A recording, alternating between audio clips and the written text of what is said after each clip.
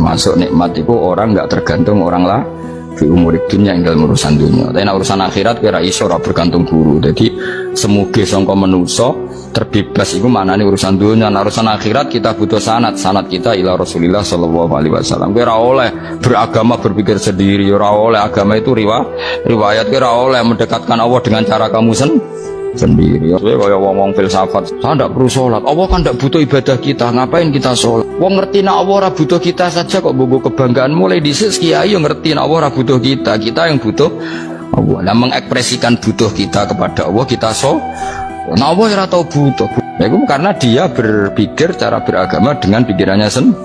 Kita ndak, kita tahu Allah tidak butuh kita tahu. Kenapa kita sholat? Karena kita butuh Allah.